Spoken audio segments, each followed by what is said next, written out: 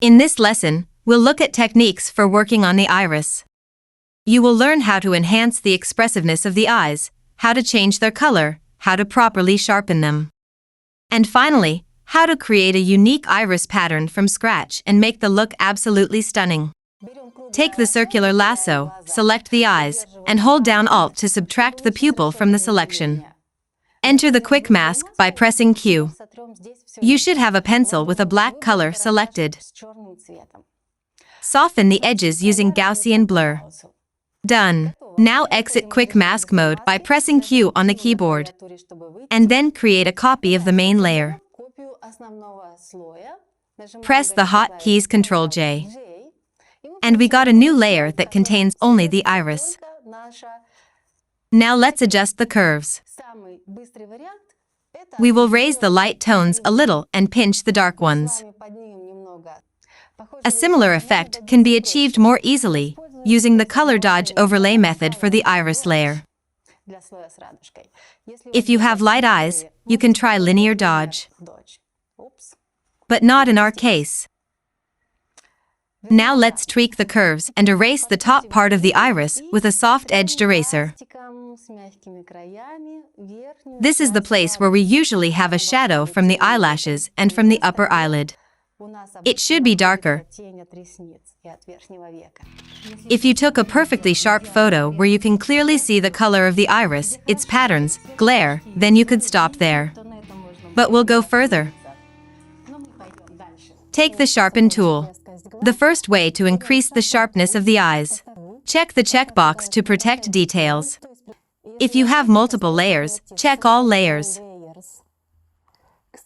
By the way, you can work in a separate layer, and this tool copies all the fragments you touched into it. It makes sense to sharpen the iris and eyelashes. Also a little on the eyebrows. Let's compare. Excellent. Let's look at the big picture. It is already possible to see that the look is becoming more and more expressive. But that's not all. Select the eye again or load the selection mask from the channel palette.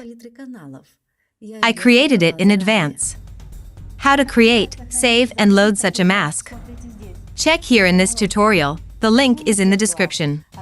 Let's change the eye color by opening the Hue and Saturation palette. Here you can change the hue, saturation, and brightness. I would like a natural, dark brown color. Let's do the usual operation with curves. Light up, dark down. And there it is, before, after. Before, after. In photographs, we often see light in the eyes of a model. It's the reflection of the light sources. In portrait photography, this is vital. The reflected light makes the eyes look brighter, more exciting. Without it, you will have a dull, lifeless look. Movie makers use a trick to make a person's face mean. To show a villain or an enemy, they just take out all the reflection in their eyes and the eyes become flat and scary because we are not used to seeing eyes without reflection. Reflected light must be present in the eye. This is one of the most important rules of portrait photography. You can use a special separate device with a low intensity of light, so it does not interrupt your light scheme, or put a white or silver reflector in front of the model below, and in the eyes of your model will appear such a crescent. It is always very beautiful. Or if you couldn't do either, we'll add it to the post-processing right away. We take the natural eye color with the eyedropper and make it cleaner, richer, a little brighter. Create a new layer and apply an abstract drawing on the opposite side from the flare.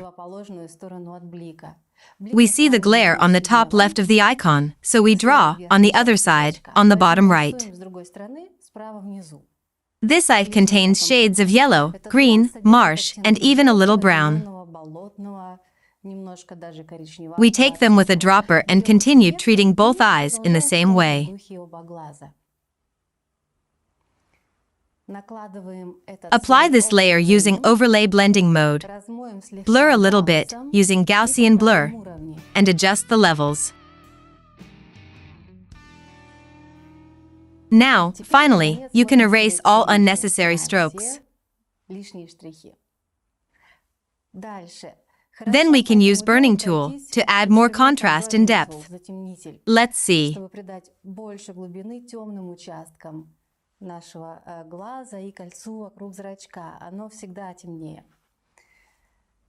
Now we can see that the eyes have become clearly prominent.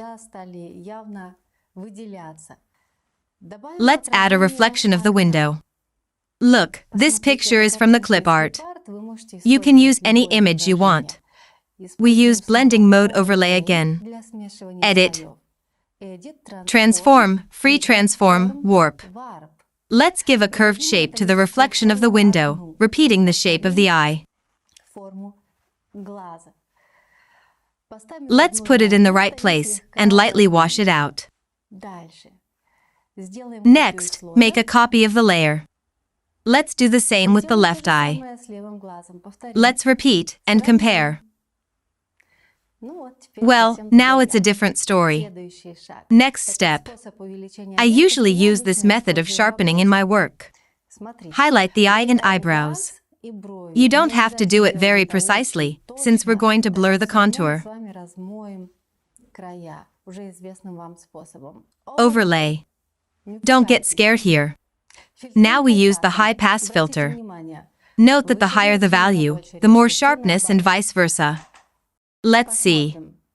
The filter affected areas of the skin around the eyes that we don't want to sharpen, like skin around the eyes. Let's take an eraser and just remove everything unnecessary. What do you think of the result? Okay, but it's a little tight. Let's open the obsidiandown.com website. There is a link under this video, and download the iris parts brushes. Click download. And now just click unzip. The brushes are automatically installed in Photoshop. Here they are: iris fragments, patterns, spots, specks, pupils, rings around the pupils, and even glare for the eye in excellent quality. In general, everything to create an original asymmetrical pattern on the iris.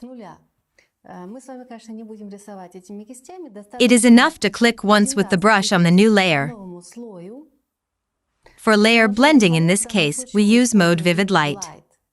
Let's adjust the size and select the desired color.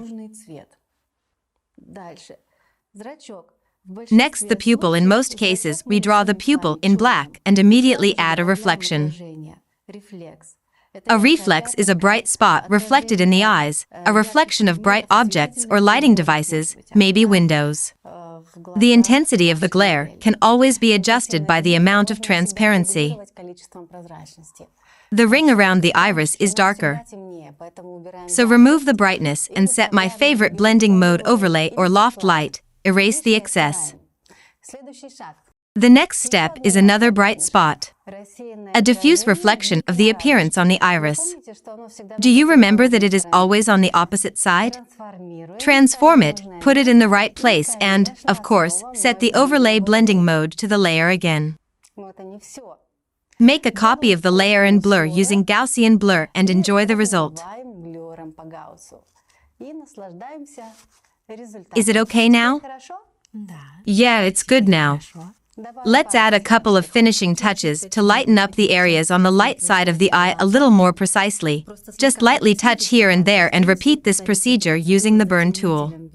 This will add extra depth. Adjust the sharpness. Still, this glare seems to me too annoying. Let's blur it.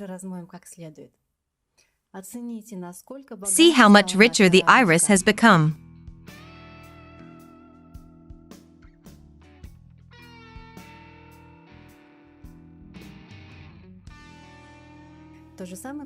Repeat the same with the second eye.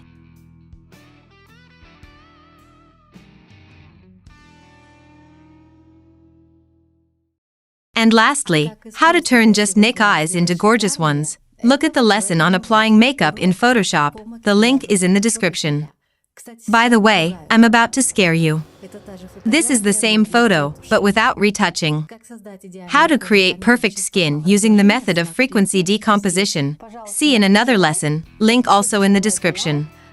Please click like, subscribe to the channel. See you.